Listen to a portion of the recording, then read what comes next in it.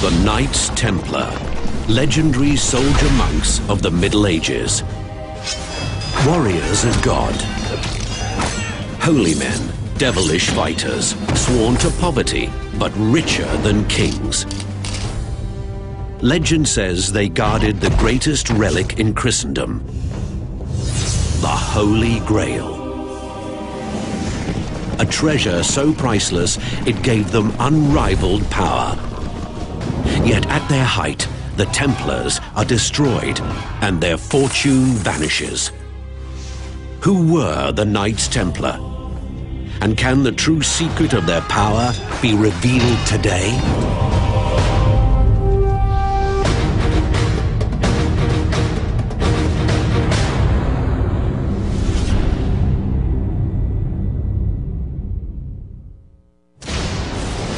March 18, 1314 AD.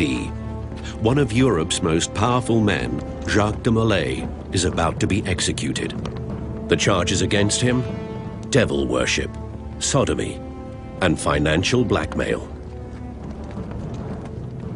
De Molay is one of 69 men burned alive on orders of King Philip IV of France. The condemned belonged to one of the most mysterious brotherhoods in history, the Knights Templar. In the Middle Ages, these warriors are feared, wealthy, and powerful.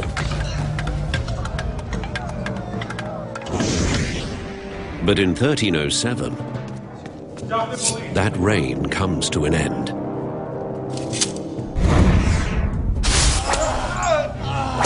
The Templars stand accused of heresy.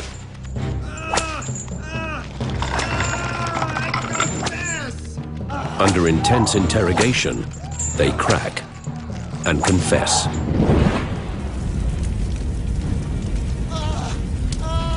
Overnight, 2 centuries of wealth and power go up in smoke.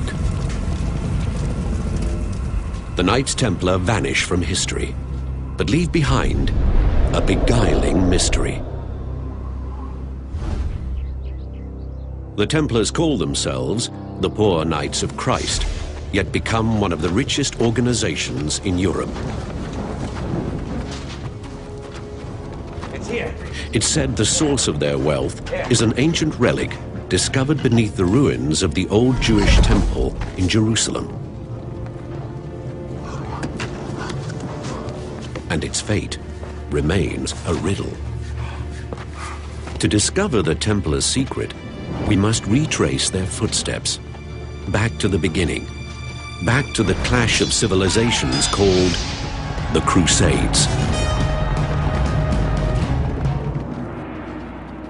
1096 AD, an army of European knights marches thousands of miles to the region they call the Holy Land.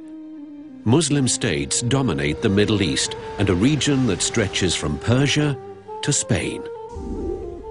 Pope Urban II calls for a holy war to liberate Christianity's most sacred city, Jerusalem.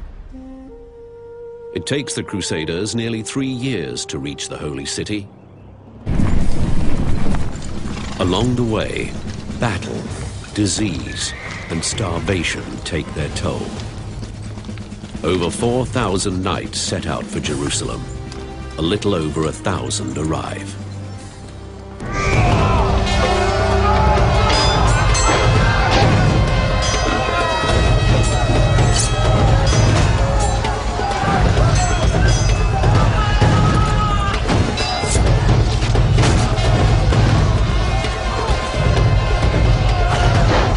July 1099. After a 5-week siege, the Crusaders take the city. When the Crusaders captured Jerusalem, first thing that happened, there was a bloodbath of almighty proportions. They slaughtered everybody, Christian, Jew, Muslim alike. It was not a pretty event. A French eyewitness describes the carnage. Piles of heads, hands, and feet were to be seen in the streets of the city. In the temple and porch of Solomon, men rode in blood up to their knees and bridle reins. Indeed, it was a just and splendid judgment of God that this place should be filled with the blood of unbelievers, since it had suffered so long from their blasphemies.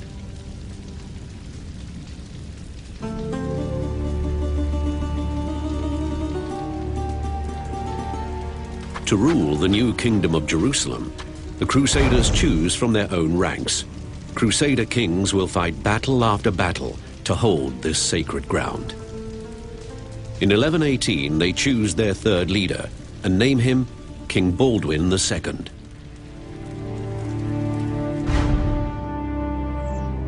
King Baldwin receives an offer of help from a Crusader knight, my lord, the French nobleman Hugh de Payan. Rise. I have a great vision, my lord. Hugh de Payan proposed the idea of a contingent of fighting monks whose responsibility would be to guard the Holy Land and to safeguard passage of pilgrims on their way from Europe to the Holy Land and to defend the holy city of Jerusalem. King Baldwin likes the idea, and the Templars are born.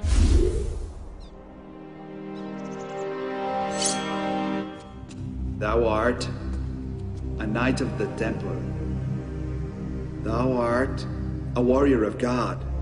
From a band of 9 knights, the Templars will swell into an army of thousands. They call themselves the Order of the Poor Knights of the Temple of Solomon. In time, they're simply known as the Knights Templar. They're not only warriors, but monks. They take vows of poverty, obedience, and celibacy. Europe has never seen such a force. The whole idea of a fighting order, a military order, was really a quite extraordinary and indeed even revolutionary idea in the church. How do you combine these two things? Do you pray over your weapons? The answer is yes, that they did. You know, they regarded their calling as a holy calling. The Knights Templar decided they would create what we might think of today as special forces for Christ. Like medieval monks, Templars pray 7 times a day. But what makes these monks different is they train to fight.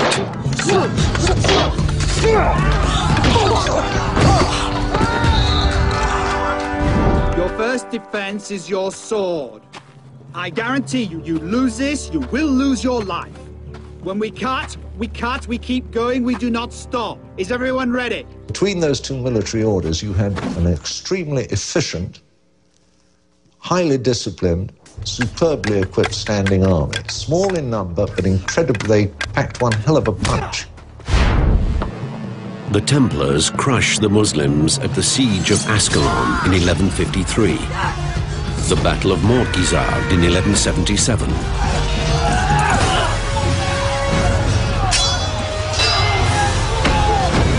and the Battle of Arsuf in 1191. They seem invincible.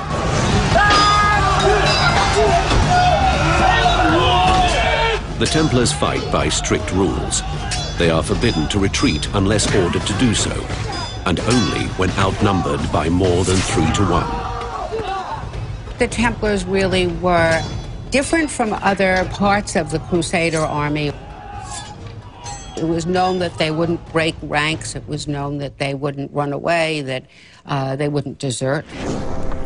The Templars' Red Cross stands for martyrdom, death in battle is glorious. The key tactical maneuver is the squadron charge. A small group of knights attacks head-on a tightly packed wedge. Their goal?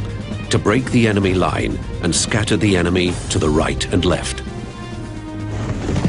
The charge is reckless, terrifying, magnificent.